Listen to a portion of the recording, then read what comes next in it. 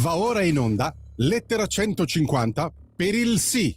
Docenti ed esperti spiegano il referendum sulla riforma della giustizia. Buongiorno dottor Claudio Zucchelli e buongiorno Pier Vittorio Scimia. A voi la linea. Buongiorno, grazie. Buongiorno Natalia, buongiorno dottore, grazie per essere qui con noi. Grazie a voi dell'invito. Grazie, allora oggi mercoledì 25 febbraio questa quinta puntata del nuovo programma di Radio Libertà dal titolo Lettera 150 per il sì, vi ricordo il programma sarà in onda ogni lunedì e mercoledì dalle 15.30 alle 16, verrà intervistato un esponente del comitato di Lettera 150 per il sì, potete seguirci oltre che dal canale DAB della radio anche dal sito della radio. Allora oggi dicevamo con noi il dottor Claudio Zucchelli, presidente aggiunto onorario del Consiglio di Stato. Dottore, veramente siamo onoratissimi di averla come ospite perché il suo è un curriculum densissimo. Ma grazie. Allora, sono io che sono molto contento di partecipare a questa intervista.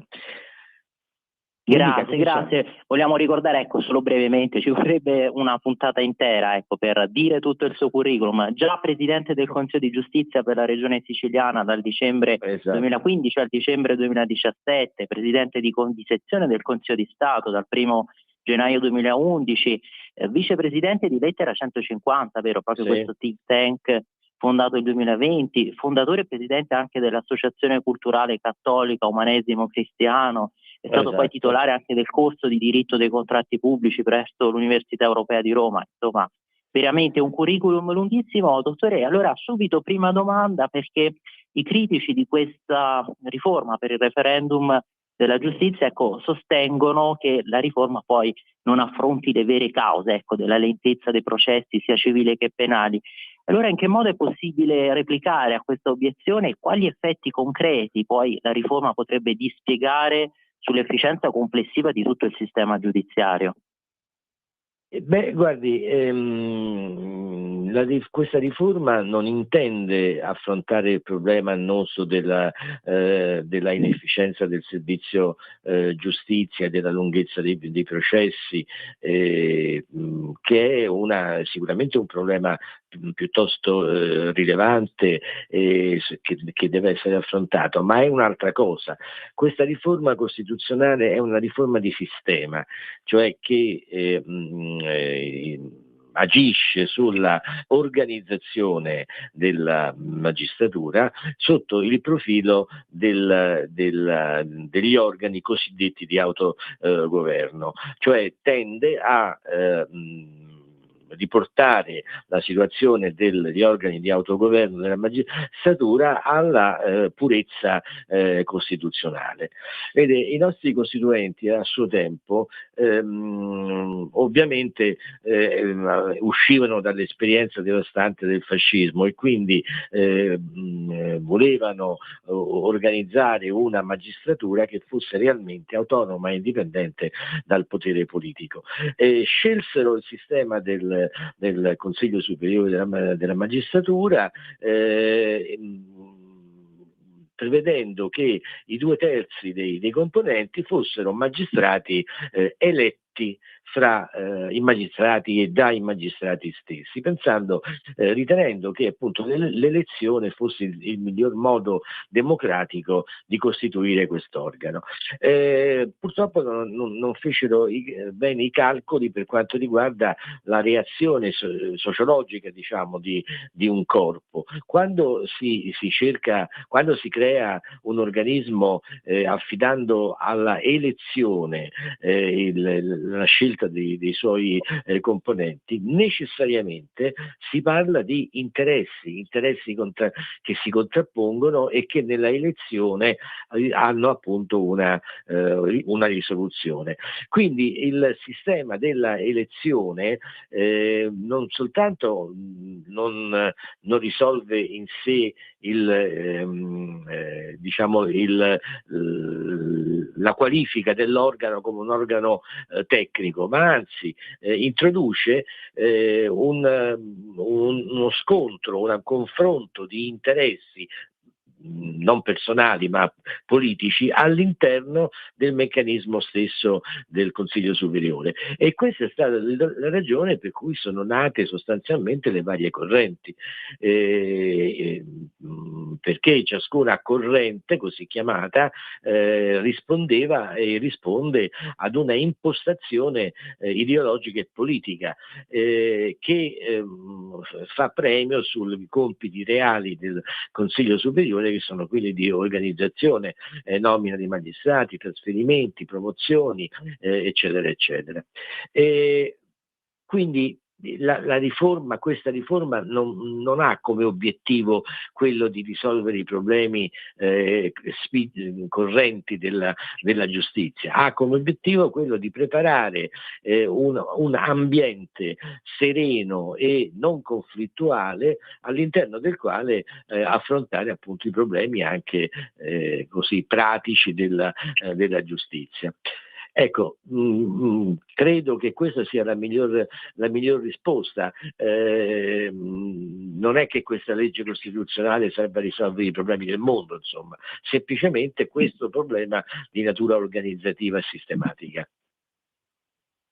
Chiaro, chiarissimo. E poi, dottore, un'altra delle contestazioni, insomma, sempre più ricorrenti che riguardano questo referendum, comunque quello che verrebbe fuori poi dall'immissione, no, nel nostro tessuto ordinamentale di queste nuove norme, ecco, riguarda quest'altra critica, il presunto indebolimento delle garanzie di autonomia e indipendenza della magistratura, riguardo proprio al rischio che i PM potrebbero essere sottoposti all'influenza dell'esecutivo. Ma quanto è fondata questa preoccupazione?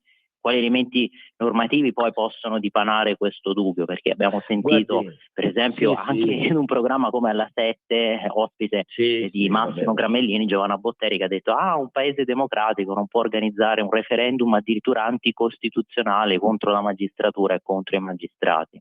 Sì, sono parole in libertà. Questo referendum non è contro la magistratura e contro i magistrati, anzi al contrario. Questa è la classico comportamento quando vi è un forte contrasto fra sinistra e centrodestra. Si afferma una cosa e la si afferma costantemente fino a che la gente pensa che sia vera, e invece non è vera. Innanzitutto nella riforma costituzionale il governo non è nemmeno citato, sono modificati degli articoli della Costituzione che sono articoli di organizzazione sostanzialmente, e quindi il rapporto fra il governo, intendendo per il governo della Repubblica, e gli organi magistratuali e lo stesso corpo dei magistrati non cambia rispetto a quello che è adesso, perché già adesso il governo non è assolutamente in grado di influire sul Consiglio Superiore della Magistratura e sugli orientamenti e sul servizio dei magistrati. C'è una totale separazione. Noi abbiamo raggiunto in Italia una autonomia e indipendenza dei magistrati che è assoluta, e questa autonomia e indipendenza non è toccata da questa riforma, la quale si limita poco, perché è una grande riforma, ma dico prevede lo sdoppiamento del Consiglio Superiore in 2 consigli, uno per i magistrati cosiddetti requirenti, cioè i pubblici ministeri, tanto per capire, i PM, e un altro che riguarda i magistrati che invece sono giudicanti, ecco, che praticamente ha i medesimi poteri che ha in questo momento il Consiglio Superiore della Magistratura, solo che invece di esercitarli su tutti i magistrati, esercita una parte, ciascuno alla sua parte, ma le garanzie che oggi dà il CSM all'intera magistratura tutta insieme sono le stesse che domani verranno date dai 2 organi separati alle 2 figure che costituiscono la magistratura. Anzi, le dirò che c'è una norma in questa legge che chiarisce qualcosa che non era stato, che era stato oggetto di molte discussioni fin dalla nascita della Repubblica, cioè se i pubblici ministeri avessero lo status di magistrati. Poi alla fine si era concluso di sì in dottrina, ma appunto in dottrina non c'era una norma. Adesso c'è una norma che dice che la magistratura è composta da i magistrati requirenti e i magistrati giudicanti, che può sembrare una cosa formale, ma non lo è formale, è il riconoscimento preciso che anche ai pubblici ministeri spettano le garanzie per l'indipendenza e l'autonomia che spettano ai magistrati giudicanti. Quindi non si capisce perché dovrebbero essere ridotte le garanzie di autonomia e indipendenza. Proprio è fantasiosa l'obiezione. Assolutamente. Poi ecco, la riforma interviene anche su questo sistema disciplinare dei magistrati e chi sarebbe chiamato a giudicare eventuali infrazioni, come cambierebbe, ecco, veramente dovesse cambiare guardi, questa è una delle novità, diciamo, più apprezzate di questa riforma, perché per adesso il giudizio sulle infrazioni disciplinari dei magistrati è affidato ad una commissione interna al Consiglio Superiore della Magistratura composta da membri togati, cioè magistrati, e anche dai membri scelti dal Presidente della Repubblica o dal Parlamento o da chi sia. E la giustizia cosiddetta domestica è sempre guardata con disfavore e con sospetto, perché è abbastanza umano che le persone tendano a proteggere i propri colleghi, no? O per via di amicizia o di corporativismo, per quello che vuole lei, però è un qualcosa che avviene normalmente. Avviene normalmente perché così è l'uomo, giustamente. Allora occorre creare una organizzazione che eviti questo pericolo, cioè sostanzialmente bisogna creare un sistema per cui il giudizio sulle responsabilità disciplinari sia affidato, come è affidato il giudizio penale, a un giudice veramente terzo. Ecco perché la riforma istituisce la Corte Suprema che si occupa di giudicare appunto le infrazioni disciplinari, ed è composta sempre in maggioranza da magistrati, ma anche da personale non appartenente alla magistratura. Infatti è composta da 15 membri, 3 nominati dal Presidente della Repubblica, e 3 scelti a sorte, cioè sorteggiati fra professori universitari, avvocati con almeno 15 anni di anzianità nella professione, e da 9 magistrati, 6 giudicanti e 3 pubblici ministeri, anch'essi estratti a sorte. Visto che lei mi ha fatto questa domanda, mi spinge a introdurre anche alcune considerazioni sull'estrazione a sorte, che è stata molto criticata. Se vuole ne parliamo un attimo. Sì, assolutamente, perché ricordiamoci che per esempio alcuni si erano espressi a favore di questo sorteggio, come Gratteri e Travaglio, poi hanno addirittura cambiato idea. E poi a proposito di Gratteri, oggi è intervenuto anche il ministro della giustizia Carlo Nordio, che dopo le sue dichiarazioni di Gratteri sull'efficienza del sistema giudiziario ha anche ribadito che si è un po' rammaricati, ecco, per questa ennesima sterile polemica che non asseconda quel clima di pacatezza e razionalità dichiarato Nordio, giustamente evocato dal Presidente della Repubblica.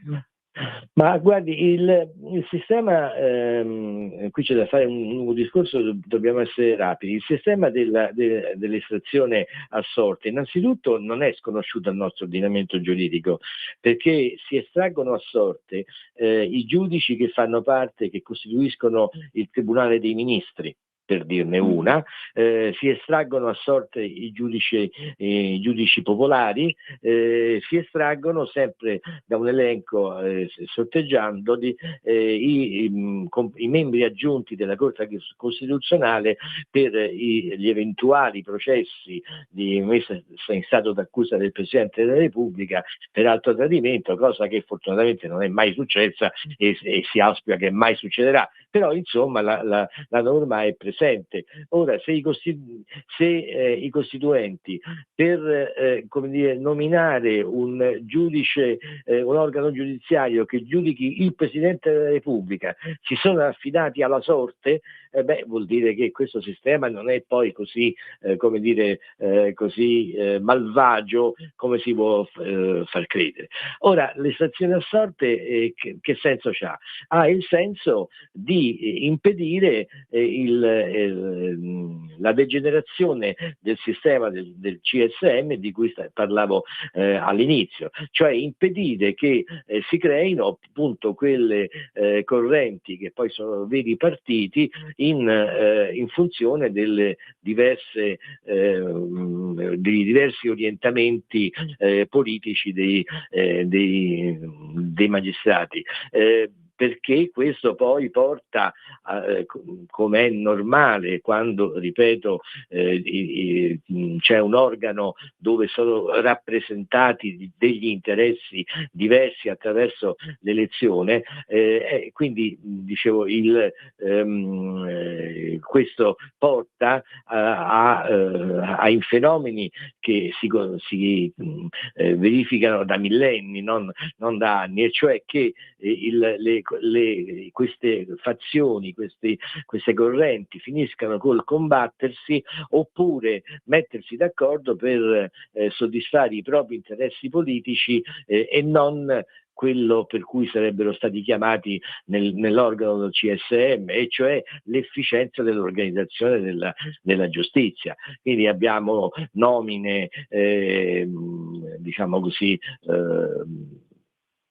non dico contrattate, ma insomma sulle quali si svolge una sottile opera diplomatica di do ut des e con ovviamente riflessi non buoni sull'organizzazione della giustizia. Ecco, il sorteggio naturalmente impedisce tutto questo, perché chiama delle persone a caso e non si può dire che ci possa essere il pericolo che venga sorteggiato un incapace, perché noi sappiamo bene che i magistrati sono selezionati con un concorso molto duro e hanno dei passaggi di verifica della propria professionalità periodici e molto seri. Quindi direi che trovare un magistrato veramente incapace è molto più difficile che fare bingo, insomma. Quindi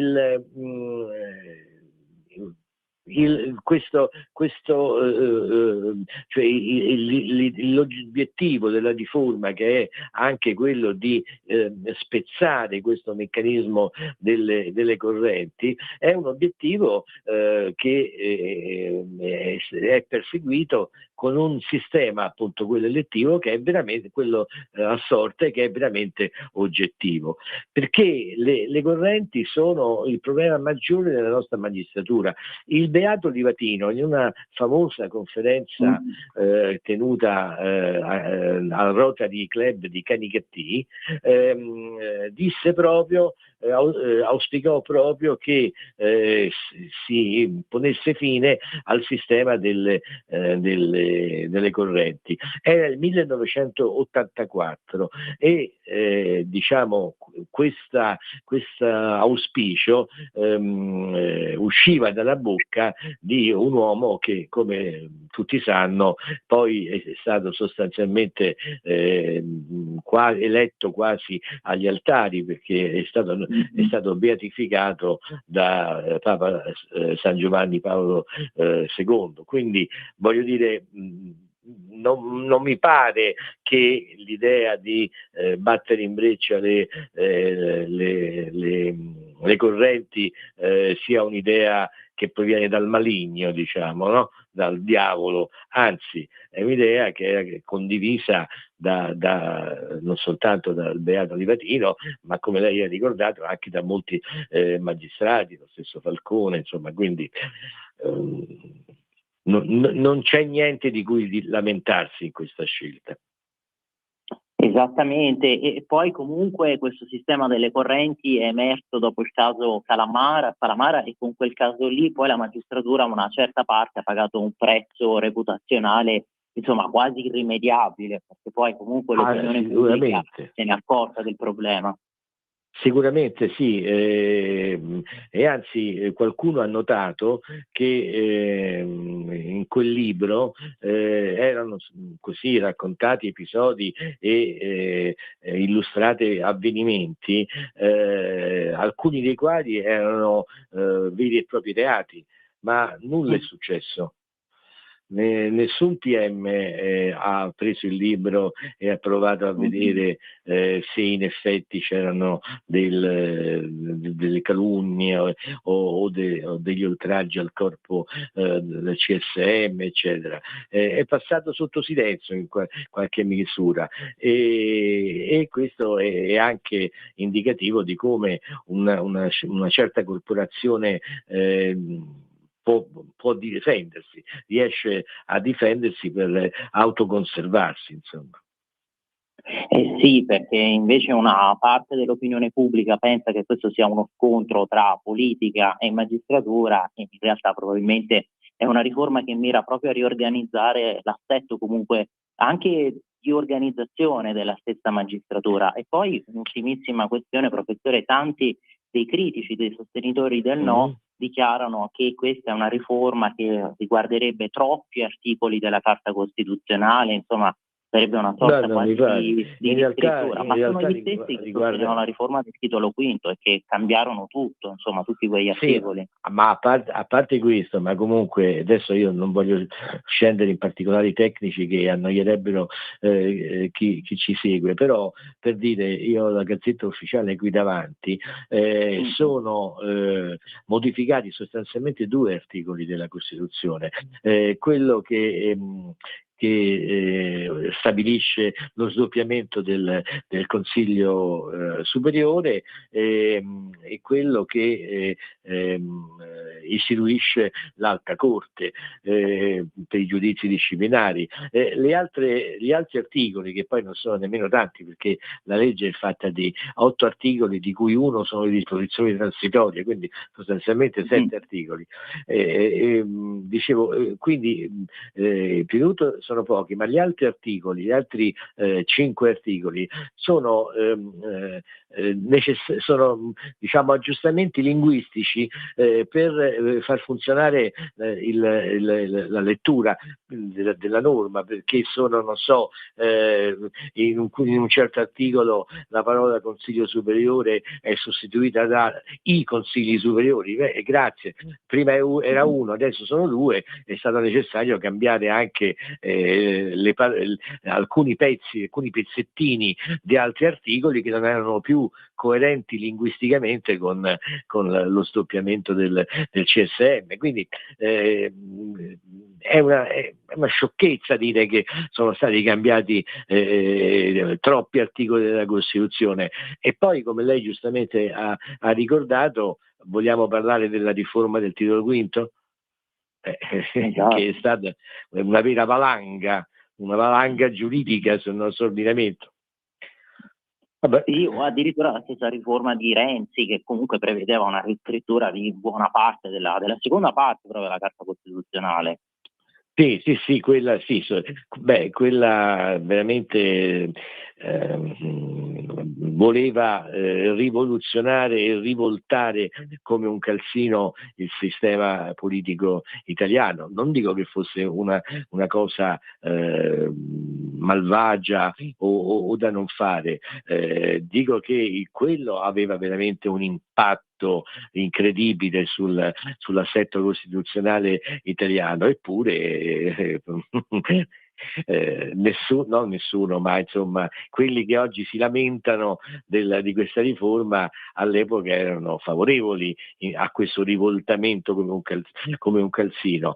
Quindi insomma questo dimostra, dà conto del fatto che spesso e volentieri si apre bocca e si dà fiato solo per difendere i propri interessi politici. Esattamente, poi professore abbiamo visto che insomma sono anche intervenuti dei non giuristi, dei non tecnici che sembrava che veramente stessero per aprire la bocca della verità, pensiamo ad alcuni storici che però sono intervenuti e sembrava veramente che fossero giudici della Corte Suprema americana per quello che dicevano con l'autoritas di cui volevano rivestirsi, ecco, però poi smentiti e hanno compiuto degli errori, insomma. Sì, sa, in Italia l'italiano ha uno strano vezzo, è convinto che potrebbe essere un perfetto, prima di tutto, commissario tecnico della nazionale di calcio. Tutti sono commissari tecnici della nazionale di calcio, oppure in subordine potrebbe essere un grande presidente del Consiglio. Gli italiani sono fantasiosi e amano sognare, no? Quindi ogni tanto ci fuori qualcuno che dice di avere la ricetta magica per risolvere i problemi della nazione o della squadra di calcio. Esatto, chiarissimo. E allora, professore, veramente, dottore, dobbiamo ringraziarla perché poi grazie appunto a questa sua chiarezza, questo rigore anche scientifico, abbiamo potuto offrire ai nostri ascoltatori una lettura più approfondita, più dettagliata e soprattutto, insomma, lontana da certi pregiudizi un po' ideologici che abbiamo sentito. Infatti vogliamo anche richiamare, l'avevamo fatto l'altra volta, ma questa frase secondo me ancora più convincente di Gaia Tortora quando ha ricordato il calvario subito da suo padre. Lei ha annunciato il proprio sì convinto al referendum e poi ha anche dichiarato che tanti magistrati che non appartengono alle correnti principali poi non toccano palla e sono obbligati ad affiliarsi. Allora veramente è fondamentale in questo momento conoscere e maturare quella piena consapevolezza che poi permette, come avrebbe detto Luigi Einaudi, di poter deliberare e quindi di poter esprimere consapevolmente la propria scelta. Quindi grazie ancora dottore e speriamo veramente di riaverla presto.